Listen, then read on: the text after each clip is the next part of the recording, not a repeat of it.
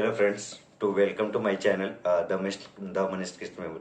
So as you all know कि मेरा जो चैनल है वो डील्स करता है विद द प्रॉब्लम्स और जो आपके क्वेरीज होते हैं रिगार्डिंग कि कौन सा कॉलेज बेस्ट होगा जब आप इंजीनियरिंग के लिए आते हो तो कौन सा इंजीनियरिंग कॉलेज आपके लिए बेस्ट होगा, प्लेसमेंट्स किस कॉलेज का बेस्ट है, एकेडमिक किस कॉलेज का बेस्ट है, फैकल्टी किस में बेस्ट है, प्रैक्टिकल जो स्किल्स होते हैं जो आपकी लैब्स कराते हैं, इधर आप सी कंप्यूटर साइंस ब्रांच में जा रहे हो या किसी और ब्रांच में जा रहे हो तो कौन से ब्रांच का लैब कैसा है, प्रैक्टिकल कॉलेज का कैसा है, प्लेसमेंट के लिए क्या स्किल्स आपको चाहिए होंगी, कैसा करियर गाइडेंस चाहिए होता है और कौन सा करियर ज़्यादा सही होगा आफ्टर योर 12th।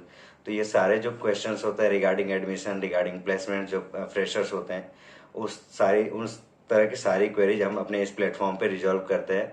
और इसी को कंटिन्यू करते हुए आज मेरे साथ मेरा एक पुराना दोस्त है Nishant, and he is working in a IT and he's working in a good MNC company. So he's having 3 years of experience. So let's welcome Nishant and we will discuss कि क्या क्या स्किल्स रिक्वायर्ड होती है at the time of जब आप fresher हो, जब आप इंजीनियरिंग से पास आउट हो रहे हो या जब आप इंजीनियरिंग के अपने 4th ईयर में हो तो कौन सी कॉलेज के लिए कौन सी कंपनी के लिए बैठ सकते हो और ये जिस कॉलेज से पढ़ा हुआ है उस कॉलेज का कैसा फीडबैक है और वहाँ पे आप एडमिशन ले सकते हो नहीं, ये सारी चीज़ों को जानने के लिए निशान से कम्युनिकेट करेंगे और we will try to know everything. So let's welcome Nishant. So welcome Nishant on my channel. And जैसा कि आपको पता है कि जो अपना चैनल है द मनीष किस्मेबल, इस पे जो बच्चों के अपने क्वेरीज होते हैं रिगार्डिंग एडमिशन, जो मेरे से पूछते रहते हैं कि भैया इंजीनियरिंग में एडमिशन लेना है, 12th जो पास कर रहे हैं तो कौन सा इंजीनियरिंग कॉलेज उनके लिए बेटर होगा, प्लेसमेंट यदि लेनी है जो 4th ईयर में बच्चे हैं या जो कॉलेज ज्वाइन किए हैं 2nd ईयर 3rd ईयर में, उनको क्यूरियोसिटी होती है कि इंजीनियरिंग करने के बाद एडमिशन अपना प्लेसमेंट होगा या नहीं, क्योंकि एक वो टाइप है कि बच्चों की इंजीनियरिंग हो जाती है और प्लेसमेंट नहीं लगती। तो प्लेसमेंट से रिलेटेड क्वेरीज जो इस पे रिजॉल्व करते हैं, तो आपकी जो जर्नी है थ्रू द इंजीनियरिंग एंड उसके बाद जो आप एमएनसी में जॉब कर रहे हो, आपके पास 3 या 4 साल का जो एक्सपीरियंस है, इसके बेसिस पे हम लोग विल ट्राई टू रिजॉल्व जो भी उनकी क्वेरीज हैं। So welcome to my channel and I have 10 to 12 question, so I will be asking you though. So let's start then. Thank you Manish. मैंने अपनी जर्नी की शुरुआत जैसे 12th तक तो छोड़ देते हैं। 12th तक तो मैं 2016 में मैंने 12th कंप्लीट करी थी। Okay. And then I enrolled to one of the college in engineering. Okay. और 2020 में पास आउट हुआ था मैं। 2020 में मैं पास आउट हुआ था। तो जरूर मैं चाहूंगा कि अपने एक्सपीरियंस के थ्रू कुछ स्टूडेंट्स का अगर हेल्प हो पाए तो it would be very great and it would be my pleasure कि उन लोगों को कुछ न कुछ मेरे एक्सपीरियंस के थ्रू सीखने को मिला। बिल्कुल बिल्कुल। थैंक यू सो मच कि आपने मुझे इस चैनल पे बुलाया और मुझे लगा कि मुझे करना चाहिए। जब आपने मुझे बोला कि मैं ये चैनल, मेरा चैनल इस चीज को डील करता है, कॉलेज स्टूडेंट्स के डाउट्स, फ्रेशर्स के डाउट्स, जो नए इंडस्ट्री में आना चाहते हैं उनको क्या स्किल सेट जनरेट करना है, ये सब चीजों के बारे में जो आपने बताया था मुझे, तो मुझे अच्छा लगा था कि yes you are doing something great. So welcome. So जो भी हमारी जर्नी है उसके थ्रू जो भी अपने पास नॉलेज है उससे जो फ्रेशर्स हैं जो बंदे ज्वाइन करने वाले हैं अभी कंपनी, तो उनको ऑब्वियसली हेल्प मिलेगी। और जो 12th के मोस्टली बच्चे होते हैं उनको करियर गाइडेंस की बहुत जरूरत होती है। लाइक उनको पता ही नहीं होता कि कौन सा कॉलेज कैसा है, कौन सा ए ग्रेड का कॉलेज है, कौन सा बी ग्रेड का कॉलेज है, किसका प्लेसमेंट कैसा, क्योंकि बाहर से इंफ्रास्ट्रक्चर भाई सबसे ज्यादा बढ़िया लगती है बट अंदर क्या चल रहा है किसी को पता नहीं चलता। तो हमने जो करा हुआ है वो आगे नॉलेज शेयर कर सकते हैं। सो उसी से regarding let's start with the question. So Nishant, आप करेंटली कहाँ पे वर्क कर रहे हो? मैंने टी शर्ट भी अपनी कंपनी की पहनी है wow, जो उन्होंने वेलकम किट में दे रखी थी, global logic.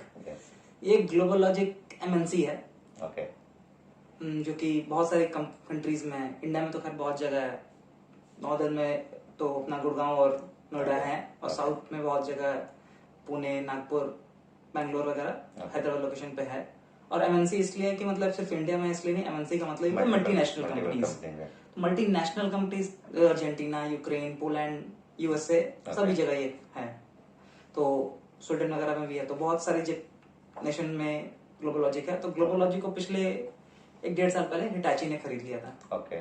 So now it's a subsidiary of Hitachi. Okay.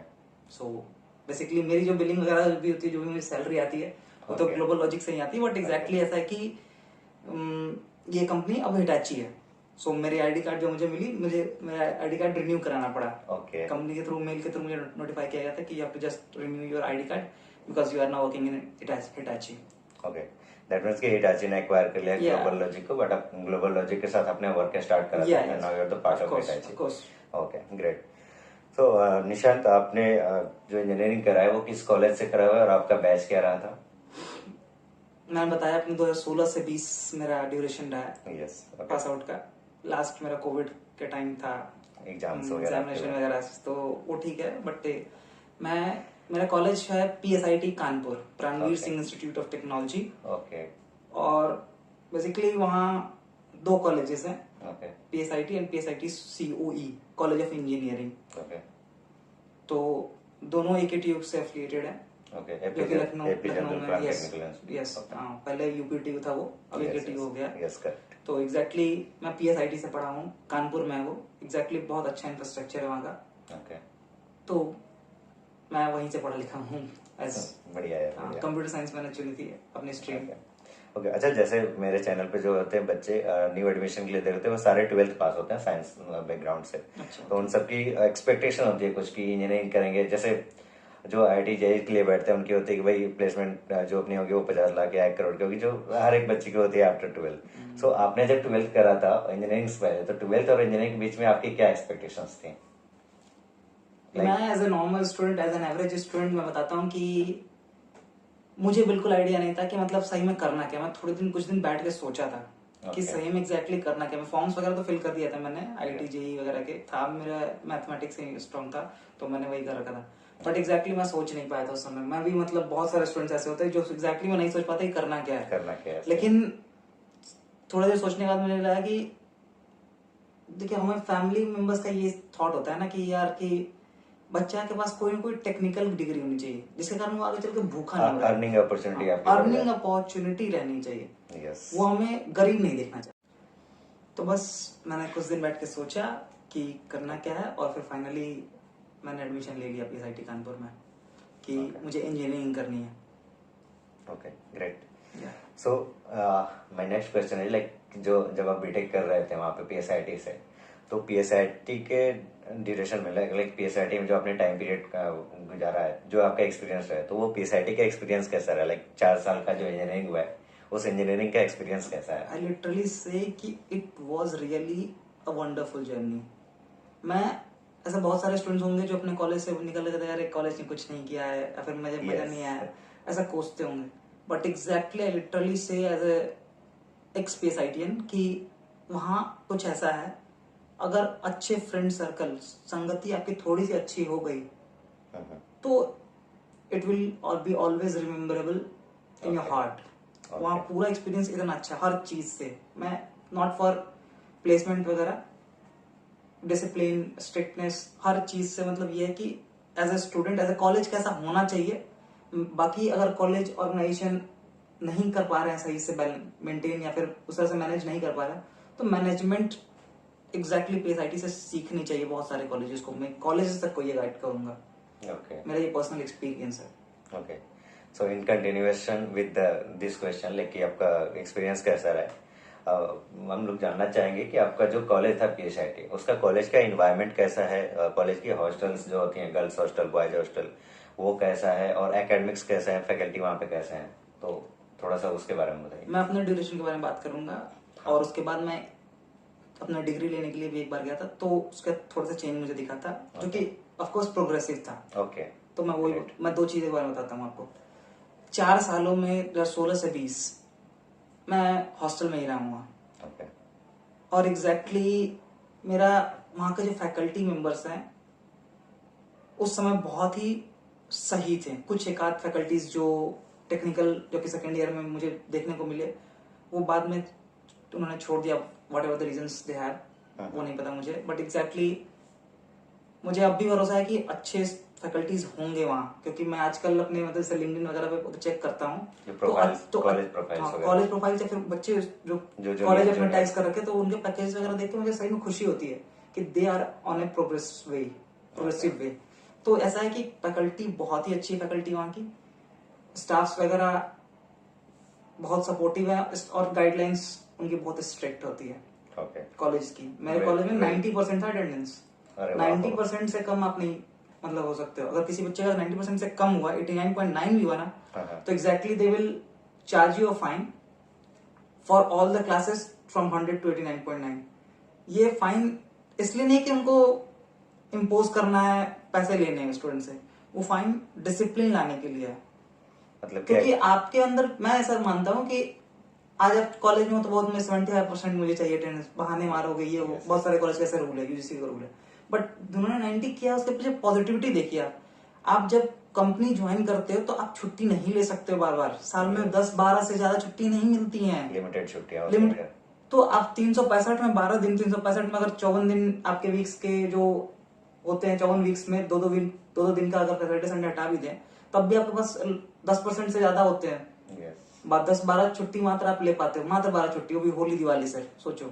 तो it was a positivity in this rule, मैंने ये देखा है। आपको पहले से उस तरह से डिसिप्लिन किया जाता है, डिसिप्लिन किया जाता कॉर्पोरेट लाइफ में और भी बहुत सारी फैसिलिटीज है उनके अंदर डिसिप्लिन के लिए। वो पहले फर्स्ट ईयर में तो ये था कि उनके कुर्ता पजामा पहन के बहुत सारे, मतलब लड़कियां शॉर्ट्स वगैरह, तो ये सब चीजों पर थोड़ा सा गाइड तो उन्होंने किया है कि यू हैव टू डिसिप्लिन।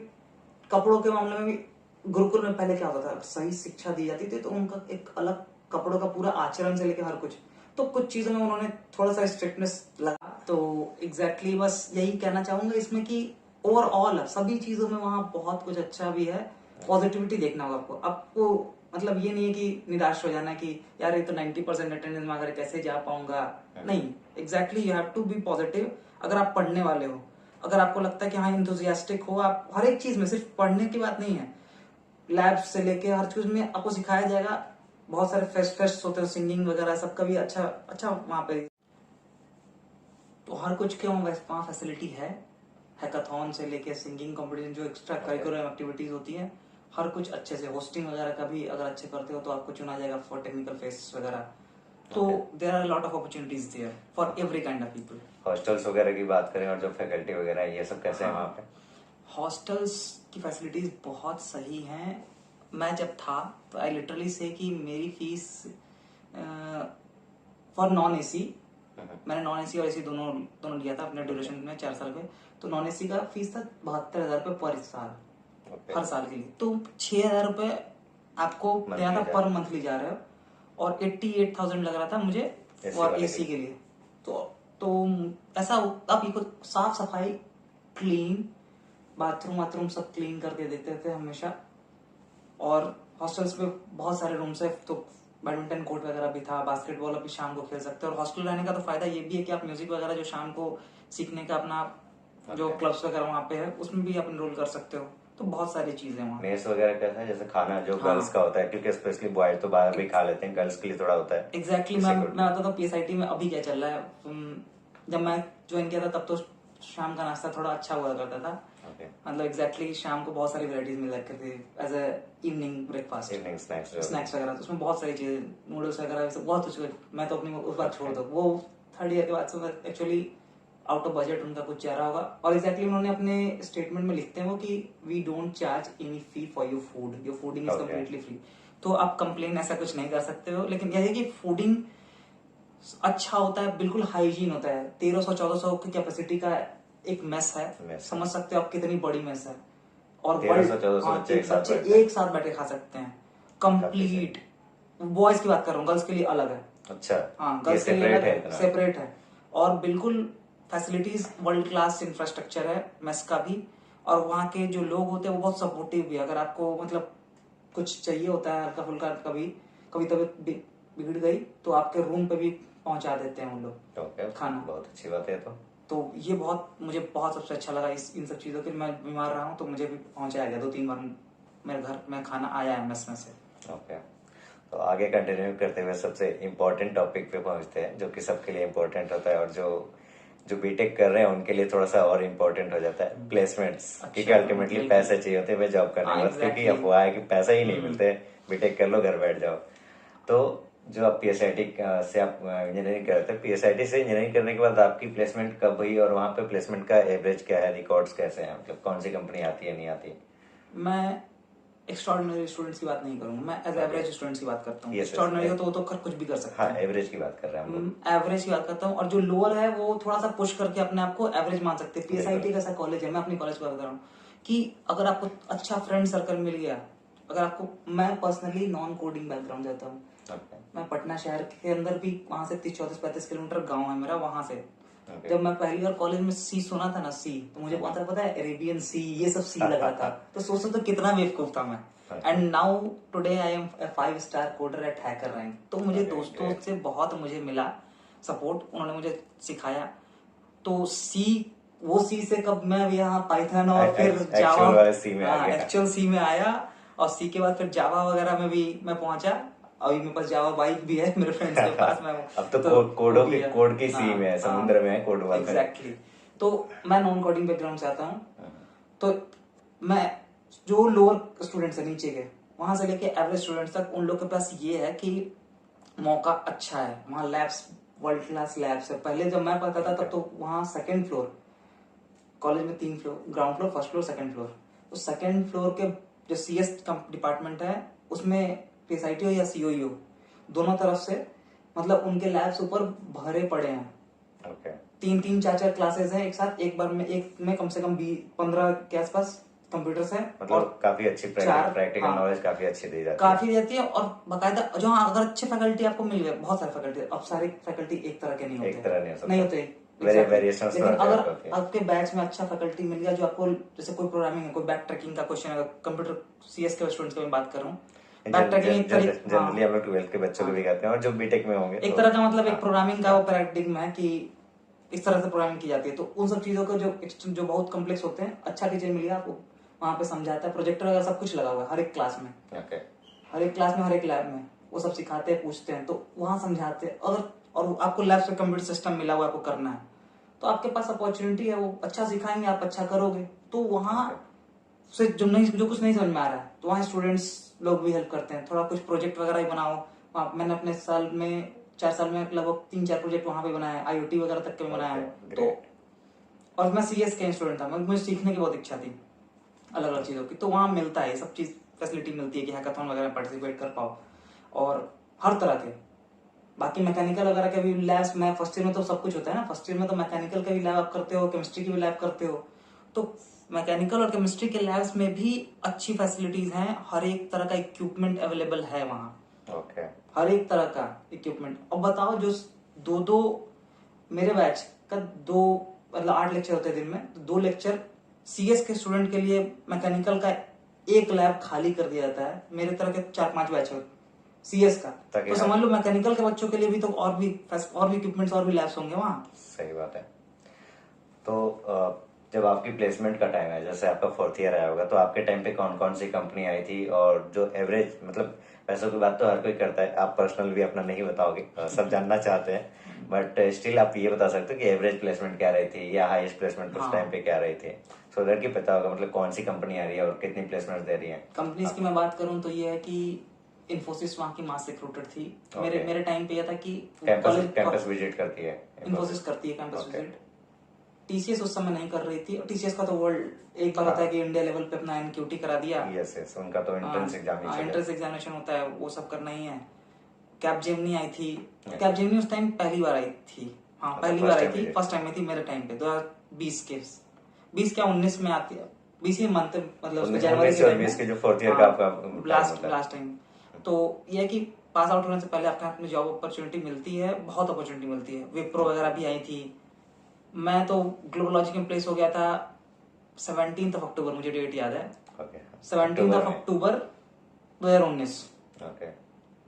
20 में मैं पास आउट हुआ, 2019 में 17 अक्टूबर को मैं ग्लोबोलॉजिक में प्लेस हुआ। उससे पहले मेरे पास टीसीएस, उससे पहले मेरे पास इन्फोसिस, उससे पहले मेरे पास कैपजेमिनी, ये सब का ऑफर लेटर था मेरे पास। मतलब काफी सारे अपॉर्चुनिटी मिलते हैं। ये तो मैं बिगर कंपनी की नाम बता रहा हूँ। और जो एक सेम पैकेज पे एक बार मतलब हो गया, तो कॉलेज वाले, मतलब डे 1 कॉलेज वालों ने रिजल्ट दिया था मुझे, तो उन्होंने वो इन्फोसिस का रिजल्ट उन्होंने होल्ड कर रखा था कि भाई जो बच्चे मतलब एक बार कैपजेमिनी वगैरह में जिसका भी हो जाए, सब एक साथ रिजल्ट करेंगे। तो बैच मतलब सेलिब्रेशन होता है वहाँ पे, बहुत सारा इन्वायरमेंट, पूरा अलग इन्वायरमेंट होता है वो, कि जिस फोकस को लेके एक बच्चा कॉलेज में आया, नौकरी पाना है मुझे, छोटे छोटे बच्चे, और कुछ अच्छा सीखना है, वो फोकस और गोल, उनका 2 चीज में से कम ये चीज तो जरूर कंप्लीट होगी, मिल गई, उन्हें जॉब मिल गई, और एक से ज्यादा मिल गई, तो इससे खुशी की बात क्या है।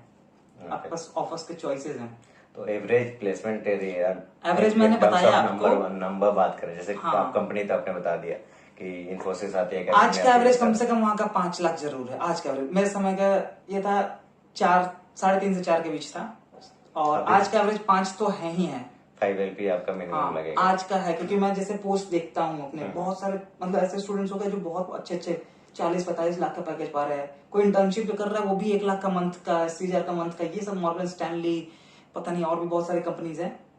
जो जूनियर्स में आपके कांटेक्ट में वो भी बताते रहते होंगे क्या चल रहा है। मैंने देखा है मैंने कि मैकाफे, आईडीएल, पता नहीं प्रोडक्ट बेस्ड बहुत सारी कंपनी एज इंटर्नशिप भी जो ज्वाइन कर रहे हैं 3rd ईयर के शुरुआत में, उन लोग को इतना इतना पैकेज मिला। और वो कंपनीज, वो कॉलेज इसको मतलब कर रहा है, ऑनर कर रहा है स्टूडेंट को, और बकायदा उसको स्टूडेंट भी ग्रेटिट्यूड दिखा रहा है कि हम कॉलेज में ये सीखे हैं तो कॉलेज में मुझे ये मिला है। तो बकायदा उनके भी फेसबुक प्रोफाइल लिस्ट में, इंस्टाग्राम पे भरे पड़े हैं कॉलेज को थैंक यू करते हुए। और कॉलेज का तो लिंक्डइन प्रोफाइल पे मेरे पास, मैं हमेशा देखते रहता हूँ।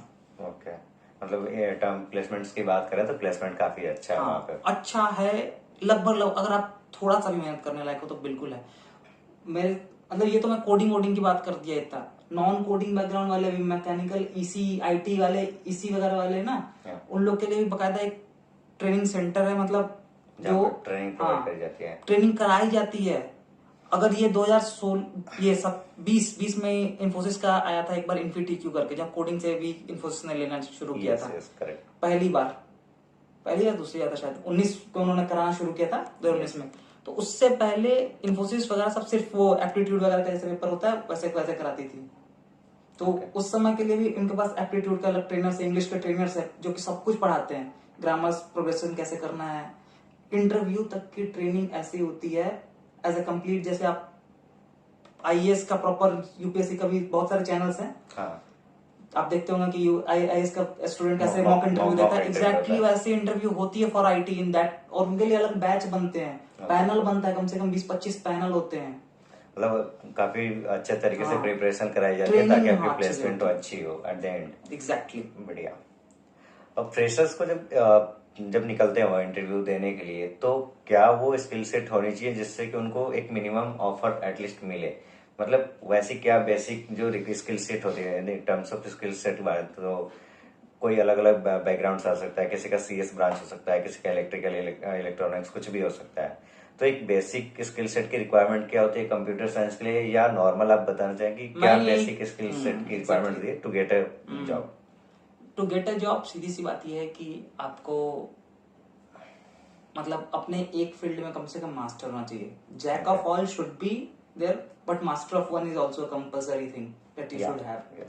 तो कोई एक चीज में मास्टर होना चाहिए और जैक ऑफ ऑल। कहने का मतलब मेरा ये है, सीधी सीधी बात ये कि आपको क्लियर होना पड़ेगा अपने तरफ से कि मैं इसमें स्ट्रांग हूं और ये चीज मुझे आती है। हर कंपनी का अलग अलग वो होता है, क्राइटेरिया होता है कि मुझे ऐसे स्टूडेंट्स अभी चाहिए, मुझे ऐसे स्टूडेंट्स अभी चाहिए, मुझे ऐसे स्टूडेंट चाहिए। तो जब मास हायरिंग होती है तब तो खैर कर लेते हैं, लेकिन एज फ्रेशर स्टूडेंट को अगर अच्छी बहुत ऊंची उड़ान लेनी है तो सीएस वाले, आईटी वाले के लिए तो कोडिंग जरूरी चाहिए। और कोडिंग में भी अच्छी डीप नॉलेज, हर जैसे छोटे छोटे कॉर्नर्स भी आपको पते होने चाहिए, हर एक छोटा छोटा चीज, किस तरह के प्रॉब्लम कैसे सॉल्व करते हैं।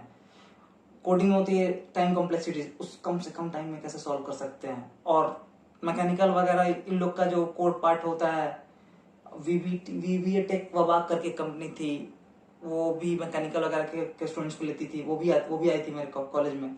तो ये है कि हर कॉलेज, हर कंपनी का अलग अलग वो है, एक टाइप है। लेकिन स्टूडेंट्स को ये होना चाहिए कि एक रेज्यूमे जो बनता है for job, resume is just like a food menu for your restaurant. तो अगर आप कोई स्टूडेंट आता है तो कोई भी, मतलब अगर बाहर का इंसान आ रहा है आपके रेस्टोरेंट में, अगर आप बोलोगे कि भाई मुझे ये ऑर्डर करना है, कुछ है ABC, बर्गर है, फ्रेंच फ्राइज है थी, अब आपसे बर्गर पूछे, बर्गर है तो नहीं सर बर्गर अवेलेबल नहीं है, फ्रेंच फ्राइज अवेलेबल नहीं है, तो ये नहीं चलेगा।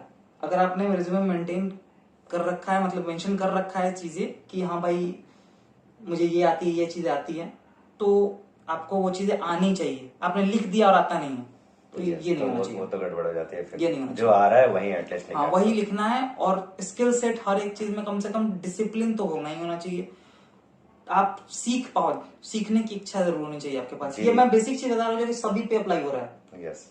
और बाकी कोडिंग वाले को बता दिया मैंने, और मैकेनिकल वगैरह इसी वाले मेरे दोस्त को मैंने देखा है कि 2 सब्जेक्ट लिखते हैं जो इनका स्ट्रॉन्ग सब्जेक्ट होता है, तो कम से कम अगले को मतलब पूछने की अपॉर्चुनिटी दो कि भाई तुम अगर मान लो कि कहीं जगह पे कुछ चीज फंस रहे हो तो आपके पास ऑप्शन ये भी है कि मैं स्ट्रॉन्ग सब्जेक्ट से आप पूछ लो। ये मेरा एक्सपर्टीज है, इसमें से आप पूछ सकते हाँ, हो और इस पे मैं जवाब दे इस पे सकता मैं हूँ। बिल्कुल जवाब दूंगा। कॉन्सेप्चुअल है, प्रैक्टिकल अभी जॉब के ड्यूरेशन में हो जाएगा, बट हाँ, वो कॉन्सेप्चुअल कॉन्सेप्चुअल होता है, जैसे डेटाबेस है, Yes. आप लिख कोई लिख देता है कि हाँ भाई कि ये मुझे इसी वाले अपने आईसी वगैरह के बारे में माइक्रो सर्विसेज सॉरी माइक्रोचिप वगैरह के बारे में लिख देते Microchips हैं, वगैरह, 8085 और ऐसे बहुत सारी चीजें हैं जो उनके पोर्ट अलग अलग होते हैं। Microprocessors वगैरह की बात माइक्रो प्रोसेसर लिख देते हैं एग्जैक्टली। Yes. मैं सब्जेक्ट का नाम भूल रहा था एग्जैक्टली, लेकिन ये है कि इसी वाले वैसे कर देते हैं। आईटी वाले अपना कोडिंग वगैरह में लिख दिया, ऊप्स वगैरह का कॉन्सेप्ट लिख दिया, तो आप उससे पूछिए कितना पूछना है आपको, और वो कॉन्सेप्ट आपको स्टूडेंट को क्लियर होना चाहिए। बाकी आपकी communication language skill, communication skill important है, लेकिन कहीं कहीं इग्नोर कर देते हैं अगर स्टूडेंट के अंदर डीप नॉलेज होता है तो। हाँ, मतलब किसी चीज से आप बैलेंस कर रहे हो तो वो चीज मैं पहली बार टीसीएस का अपना जो इंटरव्यू दिया था पहली बार, तो मैंने मॉक इंटरव्यू अपने कॉलेज में दिए थे, लेकिन एग्जैक्टली ये होता है कि मैं एक बार वहां पे अटक गया किस चीज को, और उन्होंने मुझे पानी ऑफर किया। उसके बाद मैं पूरा इंटरव्यू हिंदी में दिया था। ओके। लेकिन उन्होंने जावा का इतना अंदर अंदर घुस के पूछा था ना, तो उनको बोलना पड़ गया था कि बंदे में नॉलेज तो है। ओके, मतलब नॉलेज आपका कंपनसेट कर गया, जो कम्युनिकेशन कॉम्पनसेट कर गया वहां वहां पहले। वैसे मैं इंग्लिश में बाकी सभी जगह कंफर्टेबल था, लेकिन वो मेरा पहला इंटरव्यू था टीसीएस, और मैं वहां फंस गया था इंग्लिश में। मैं फंस गया था वहां इंग्लिश में, और मैं मुझे पूरा इंटरव्यू मैंने हिंदी में दिया, उन्होंने भी हिंदी में ही पूछा था, मतलब एग्जैक्टली वो पानी पीने के बाद का सीन पूरा हिंदी में हुआ कंप्लीट। सही है। अच्छा, आपकी कॉलेज की बात करें तो फटाफट कुछ पॉइंट्स पे रेटिंग लेंगे कि आपके कॉलेज कैसा था, मतलब Exactly, आपने 5 to 4 पैरामीटर्स हमने बना रखा है। तो आपका जो पीएसआईटी कॉलेज है उसके हॉस्टल को रेटिंग करना होगा, गर्ल्स एंड बॉयज दोनों को कंबाइन यदि रेटिंग देना होगा, हॉस्टल कैसा है, तो आउट ऑफ 10 आप कितना दोगे? इसमें फूडिंग की बात आप कर रहे हो कि नहीं हॉस्टल के अंदर? हाँ, हॉस्टल के अंदर मैं फूडिंग और लॉजिंग दोनों की बात कर रहा हूँ। मैं अलग अलग कर देता हूँ इसको रेट को, ठीक है? अब आज के जमाने के हिसाब से, मतलब ओके, ठीक है, तो मैं बताता हूँ। फॉर लिविंग आउट ऑफ 10 अगर बोल रहे हो, for living it's 9 out of 10 exactly. साफ सफाई इधर सही होती है, एक्सेलेंट है। आपको अलमीरा, टेबल, चेयर सब कुछ दिया जाता है, एक पर्सनल लैन का पोर्ट भी दिया जाता है। 512 MB मुझे मिलता था उस समय फॉर लैपटॉप यूज करने के लिए, क्योंकि शाम से रात के लिए कितना चाहिए इस इंसान को। शाम के 6 बजे से लेकर 12 बजे तक 512 MB मुझे मिलता था हर स्टूडेंट के आईडी पे। तो वो सब फैसिलिटीज है वहाँ, बाथरूम क्लीननेस वगैरह सब कुछ है। फूडिंग की बात करें तो आउट ऑफ 10 मैं समवेयर अराउंड 7 दूंगा, क्योंकि उसके बाद मतलब कुछ चीज फूडिंग का ये कि कुछ चीजें टेस्ट पता नहीं चल पाता है। हॉस्टल जो मेस का खाना होता है डेली पसंद नहीं आएगा, थोड़ा सा कॉम्पेंसेट करना पड़ता है। दैट इज मोर देन 50%, तो वो भी ठीक है। 7 इज आउट। उसमें भी उसमें हाइजीन की बात करता हूँ मैं, तो हाइजीन में 9.5 आउट ऑफ 10 दूंगा, क्योंकि ग्लासेस अलग जगह पूरे सजा के रखे होते हमेशा, हर बार आओगे तब लंच पे आओगे, डिनर पे आओगे, सारे चीजें सब कुछ पोछा वोछा सब कुछ clean, world class infrastructure for mess. क्योंकि वहाँ बहुत सारी बातें ना, गवर्नर्स भी आ रखे हैं वहाँ, कितनी बार गवर्नर्स आए, बहुत सारे फिल्म स्टार्स आते हैं, बाकायदा घूमते हैं वहाँ, वहीं बैठ के खाते हैं, उसी मेस में बैठ के खाते हैं वो लोग। ओके, सेकंड प्लेसमेंट्स को रेटिंग देना होगा आउट ऑफ 10, तो कितना दोगे आप? आउट ऑफ 10 मैं ये कहूंगा कि समवेयर अराउंड 8 के अराउंड दूंगा, क्योंकि बहुत सारे स्टूडेंट्स ऐसे जो सीएस वगैरह का तो कंप्लीट कर जाते हैं, लेकिन कुछ कुछ में कहीं कहीं छूटे रहते हैं भाई। हाँ, तो कुछ छूटे रहते हैं, तो मैं 8 समवेयर अराउंड 7.5 to 8 दूंगा। ओके, फी कैसा है? लाइक पीएसआईटी में जो आपका 4 साल के ड्यूरेशन जो फी यूज होता है एजुकेशन का, तो खैर पूछो मत कितना ही। ऊपर से गवर्नमेंट ने जीएसटी लगा दी है, पता नहीं क्यों इतना ज्यादा जीएसटी। कितना परसेंट एजुकेशन पे? 12% के आसपास कर दिया है। तो 12 एजुकेशन पे तो जीएसटी होना ही चाहिए, तो वो सब चीजें कारण थोड़ा बढ़ गया। लेकिन ये है कि फीस इसकी मैंने जो लास्ट सुनी है तकरीबन मोर देन 1.5 लाख है पर ईयर 1.5 लाख के आसपास है। अब कुछ स्कॉलरशिप वगैरह मिल जाती है, अगर आप यूपी के हो तो यूपी में कॉलेज पढ़ता है तो स्कॉलरशिप मिल जाती है यूपी के बच्चों को, बाहर के बच्चों को नहीं मिल पाती है फॉर अदर रीजंस, लेकिन यूपी के बच्चों को बहुत हद तक मिल जाती है। बस की फैसिलिटी भी बाहर जो आउटसाइडर्स हैं जो डेली कम्यूट करते हैं उन लोग के लिए बहुत सारी अवेलेबल है जो लेना चाहे। फैकल्टी को आउट ऑफ 10 रेटिंग देना होगा, लाइक आपको जो फर्स्ट ईयर में मिलते हैं और लास्ट तक जो मिलते हैं, जो प्रैक्टिकल स्किल्स भी इम्प्रूव कराते हैं आपके, और जो एकेडमिक्स जो सब्जेक्ट वाले हैं, तो उसको आउट ऑफ 10 कितना? मैं वही समवेयर अराउंड 7 to 8 दूंगा ही दूंगा। प्लेसमेंट वाले ट्रेनिंग को मैं 8.8 to 9 दूंगा। ओके मैं कंप्लीट इसलिए 100% इसलिए 1 रेंज लेके चल रहा हूँ। 8 to 9 दूंगा प्लेसमेंट वाले के लिए, जो प्लेसमेंट कराते थे सिर्फ। ओके और बाकी फैकल्टीज जो पढ़ाती हैं, कुछ चीजें होता है कि खुद से सीखना पड़ता है, कुछ चीजें नहीं समझ में आता, किसी फैकल्टी का लैंग्वेज है, कभी किसी का कुछ है, तो वो है कि समवेयर अराउंड 7 के आसपास मैं दे दूंगा फैकल्टीज को, 7 to 8। एकेडमिक्स को ओवरऑल दिया जाए, मतलब आपका प्लेसमेंट तो अलग होगी जो टीचर्स पढ़ाते हैं और इन सब सारी चीजों को मिला के जो एकेडमिक्स पढ़ाई की बात करें तो ओवरऑल कितना? प्लेसमेंट की बात नहीं कर रहा, क्योंकि ये प्लेसमेंट तो हमने छोड़ दो, 8 आपने रेटिंग कर दी। प्लेसमेंट को मैंने 8 to 9 के बीच में दे दिया, तो लोअर मान के चलो 8 ही मान लो, कंप्लीट है। क्योंकि प्लेसमेंट में हो जाता है कुछ बच्चे किसी का होता है, किसी का नहीं होता, कोई शायद कोई जॉब लेना नहीं चाहता, वो ये वो सब भी बातें होता है। हैं। एमबीए करना है किसी को आगे चल के, Yes. वहाँ एमबीए भी होती है, वहाँ तो बहुत सारी चीजें, किसी को क्लैट का भी उन्होंने चालू स्टार्टअप करना होता है उसी टाइम पे। वो सब चीजें हैं। हाँ। तो एज ए नॉर्मल में होता है, तो 7 to 8 मैंने नॉर्मल फैकल्टी को दे दी, जो बाकी चीजें पढ़ाती हैं, बाकी नॉलेज एकेडमिक्स को लेके 7 to 8 मैंने दे दिया। Okay exactly. At the end आप जो फ्रेशर्स अभी जो बैठेंगे इंटरव्यू के लिए या जो बच्चे एडमिशन ले रहे हैं, इन सबको एक नॉर्मल प्लेटफॉर्म पे रखें, तो आप इन सारे लोगों को एज अ सीनियर क्या आप इस मतलब गाइडेंस क्या दोगे, क्या सजेशन दोगे कि एडमिशन लें या जो प्लेसमेंट के लिए देख रहे हैं वो कैसे प्लेसमेंट लें? कुछ सजेशन जो आप देना चाहो एट द एंड। अगर यूपी के हो आप, तो मैं ये गारंटी के साथ कह सकता हूँ कि नॉन गवर्नमेंट कॉलेजेस में it will be in top 5 के टॉप 3 भी कह सकता हूँ मैं, प्लेसमेंट के नजर से, जॉब पाने की नजर से एग्जैक्टली बता रहा हूँ। नॉलेज गेनिंग की बात मैं नहीं कर रहा हूँ, मैं जॉब पाने की नजर से मैं पक्का इसको रेट कर सकता हूँ कि आप इसमें टॉप 3 में है ये कॉलेज, आप जा सकते हो बिल्कुल। इस कॉलेज के लिए बेसिकली PSIT कानपुर। और बाकी अदर जो CS को छोड़ दे अगर, तो बाकी सब ब्रांच को मिला के कहूँ मैं, तो ये है कि आउट ऑफ 10 टॉप 10 में आता है, CS को छोड़ के बाकी, क्योंकि पढ़ाते तो हैं वो सही। अब प्लेसमेंट वगैरह चीज में ये होता है कि मैकेनिकल वगैरह में कोर का कंपनी आती है, कुछ बच्चे होते हैं कोई कोर में कंपनीज में ही जाना चाहते हैं, तो वहां सब थोड़ा सा इशू आता है। और जो 4 साल मैकेनिकल पढ़ा है, अब उसको सिर्फ आप कोडिंग कराने लगोगे, तो प्लेसमेंट तो कराने के लिए आपको ट्रेनिंग कर दिया गया, लेकिन वहां फिर आपको दिक्कत आने लगेगी। जब तक आप सेल्फ लर्नर नहीं हो, खुद से क्विक लर्नर नहीं हो, तब तक आपको दिक्कत आती रहेगी। तो आपके अंदर जानने की इच्छा जरूर होनी चाहिए, सीखने की इच्छा जरूर होनी चाहिए आपके अंदर, हर हमेशा। आज भी मैं बहुत सारी चीजें जहाँ होता है, मैं बहुत सारे AWS वगैरह ये सब चीजें मुझे सीखनी होती है, मैं अभी बैठते सीखता हूँ। क्वेश्चंस आपको पूछने होंगे, क्यूरियस होना पड़ेगा आपको, क्यूरियस होना पड़ेगा आपको। Good to have communication skills. और आसपास क्या चल रहा है, जियो पॉलिटिक्स की बात मैं उतना डीप में नहीं घुसना चाहता हूँ, लेकिन एग्जैक्टली आसपास अराउंड क्या हो रहा है, थोड़ा बहुत करंट अफेयर्स से अपडेट होना पड़ेगा कि देश में क्या चल रहा है, वर्ल्ड में क्या चल रहा है। सोशली अवेयर रहो। Socially aware, good, yes exactly, होना ही पड़ेगा थोड़ा बहुत फॉर द, क्योंकि कभी क्या होता है कि जब इंटरव्यू में कुछ और पता नहीं चलता है कि एक बच्चा सब कुछ का आंसर तो दे दिया, अच्छा बताओ कि what are the latest news that deals with. Navy भी आती है, एग्जैक्टली मैं बताऊं कि मेरी नेवी एयरफोर्स भी अगर अभी आते हैं हमारे कॉलेज में, तो कंट्री से तो बहुत कुछ पूछेंगे। वो पूछते हैं जो बच्चे के अगर फिट बैठते हैं, अगर उनको इनरोल कर दिया जाता है, डेट ऑफ बर्थ अगर मैच कर जाता है, अगर उनको अपॉर्चुनिटी मिलती है, मैच हो जाता है, तो लोग पूछते हैं। मेरे फ्रेंड से पूछा था CPEC के बारे में। अब CPEC China Pakistan economic corridor, तो एग्जैक्टली तो ये सब चीजों के बारे में उससे पूछा था, तो ये सब थोड़ा बहुत नॉलेज होना चाहिए, तो exactly it will help you somewhere to get over your peers. Okay.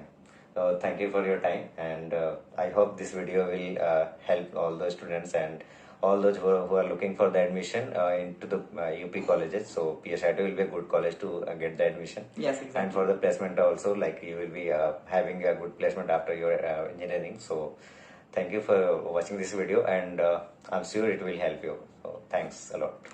Thank you.